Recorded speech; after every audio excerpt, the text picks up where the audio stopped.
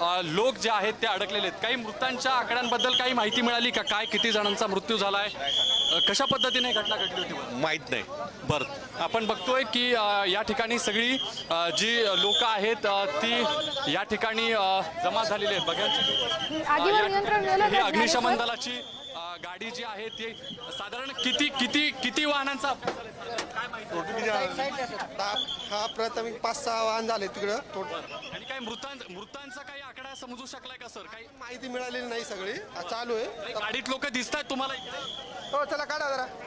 बघतोय की या ठिकाणी हे जे ट्रक आहेत ते कशा पद्धतीनं धडकलेत आणि अत्यंत भीषण स्वरूपाची ही सगळी दृश्य जी आहेत ती आपल्याला या सगळ्या परिसरामध्ये बघायला मिळत आहेत। अग्निशमन दलाकडून शर्थीचे प्रयत्न या ठिकाणी केले जात आहेत। ही अग्निशमन दलाची जी वाहनं आहेत ती सध्या घटनास्थळी दाखल झाल्याचं बघायला मिळतंय।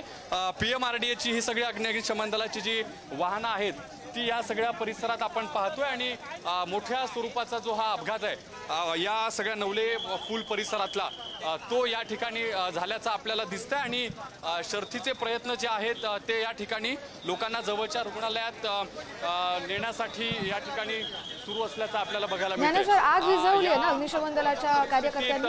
हा ट्रक आपल्याला पूर्णपणे या ठिकाणी कशा पद्धतीने जळालेला आहे ते या ठिकाणी दिसते। पोलीस या ठिकाणी दाखल आहेत आणि या सगळ्या परिस्थितीत अग्निशमन दलाचे जवान त्यांचे सगळे वरिष्ठ अधिकारी या सगळ्या परिस्थितीत लक्ष ठेवून जे जखमी काही लोक या ठिकाणी अडकल्याचं आपल्याला दिसतंय या लोकांना बाहेर काढण्याचे प्रयत्न यामध्ये केले जात आहेत। कटरच्या साह्यानं ही जी कार या ठिकाणी अडकलेली आहे त्या अडकलेली जी कार आहे तिला कटरच्या साह्यानं बाहेर काढण्याचं काम या ठिकाणी सुरू आहे। जवळपास 10 गाड्यांचा अपघात झाल्याची माहिती मिळते।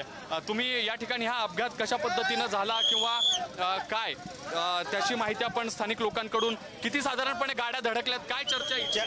4 गाड्या धडकल्यात, तिथे पाठीमागे एक आहे, इथे एक आहे। आणि या सगळ्या भागात साधारण किती वेळापूर्वी हा सगळा अपघात झाला काय अंदाज? अर्धा ते पाऊण तास झालं। अर्धा ते पाऊण तास झालेला आहे। इथे गर्दी पांगवण्याचं काम सध्या सुरू आहे। क्रेन देखील या ठिकाणी आणलेल्या आहेत। बॉड्या जवळपास शक्यता आहे की याच सगळ्या भागामध्ये असू शकतील कारण इथेच सगळी जी गर्दी आहे ती आपल्याला दिसते आहे आणि PFBचे जे जवान आहेत ते देखील आपल्याला या सगळ्या भागामध्ये दिसत आहेत। जी आता गाडी या ठिकाणी अडकलेली आहे ही गाडी CNG कार आहे अशा पद्धतीची माहिती जी आहे ती या ठिकाणी मिळते आणि या गाडीत जे अडकलेले लोक आहेत त्यांना बाहेर काढण्यासाठीचे जे सगळे प्रयत्न आहेत ते या ठिकाणी केले जात आहेत आणि जे रेस्क्यू या ठिकाणी सुरू आहे हे रेस्क्यू आपण या ठिकाणी दाखवतोय की कशा पद्धतीनं अग्निशमन दलाचे जे सगळे जवान आहेत त्यांच्याकडून काम या ठिकाणी अत्यंत वेगवान पद्धतीनं या ठिकाणी दाखल होत इथल्या गाडीमध्ये अडकलेल्या लोकांना वाचवण्यासाठीचे जे सगळे प्रयत्न आहेत ते या ठिकाणी केले जात आहेत। घरी जाणाऱ्या लोकांची गर्दी रस्त्यावर जास्त आहे। ऑफिस सगळ्यांचे सुटलेत आणि यात आपण जर पाहिलं असेल तर अशा वेळी गर्दी रस्त्यांवर असताना अपघात झाल्यानंतर त्याचा परिणाम इतर सगळ्या भागामध्ये होताना आपण बघतो। पुढे आपण जर बघितलं तर ही कार जी या 2 मोठ्या ट्रकच्या मध्ये अडकलेली होती त्यांना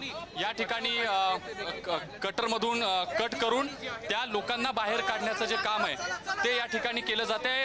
या गाडीत जी मृत असलेली लोक आहेत त्यांना आता ॲम्ब्युलन्समधून नेलं जाईल। ती थेट रेस्क्यूची दृश्य आपण प्रेक्षकांना दाखवतो आहोत। समोरच्या बाजूला जर आपण बघितलं तर त्या कारमध्ये काही लोक बॉड्या ज्या आहेत मृत अवस्थेतल्या लोकांच्या त्या आहेत आणि त्याच बाहेर काढण्याचं काम या ठिकाणी केलं जातंय। अत्यंत भीषण स्वरूपाचा हा अपघात सातत्यानं या भागात अशा पद्धतीचे अपघात होतात।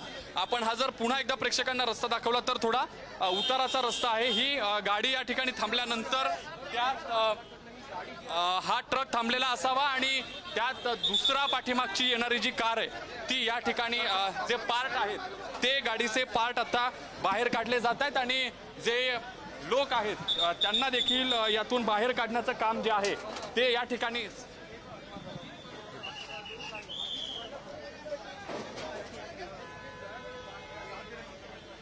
ज्ञानेश्वर, आपण पाहतोय की अग्निशमन दलाचं पथक शर्थीनं तिथे जे अडकलेले नागरिक आहेत, जी गाडी आहे आणि त्यात जे असलेले नागरिक आहेत त्यांचं रेस्क्यू ऑपरेशन राबवत आहे. मात्र हा जो अपघात आहे, या अपघाताची काय कारणं असू शकतात? तिथला जो रिंग रोड आहे तो प्रस्तावित आहे, त्याला अतिक्रमण असतं आजूबाजूला बऱ्याच वेळेला, आणि हे पीक अवर्समध्ये जे नागरिक त्या रस्त्यावरून जात असतात त्यांना त्याचा परिणाम भोगावा लागतो. ही काही कारणं असू शकतात का या अपघातासाठी? आपण पाहतोय पुण्यातल्या नरेगावच्या भूमकर ब्रिजवर भीषण अपघात झालाय आणि या स्विफ्ट कारला आग लागल्यानंतर तिथले 2 ट्रकही जळून खाक झालेत. अग्निशमन दल सध्या घटनास्थळी पोहोचलेला आहे.